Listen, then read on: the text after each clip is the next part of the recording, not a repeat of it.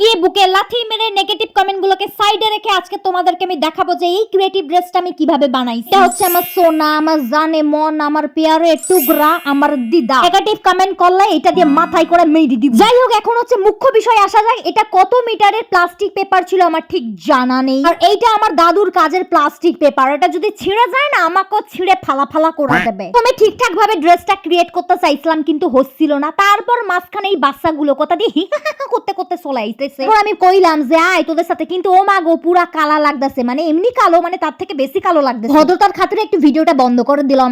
আফরিনা আমাকে বলেছিল তার নাম নিতে, হাই আফরিনা। তুমির মতন মিষ্টি ভাই তার নাম নিতে বলেছিল, হাই ঋষি।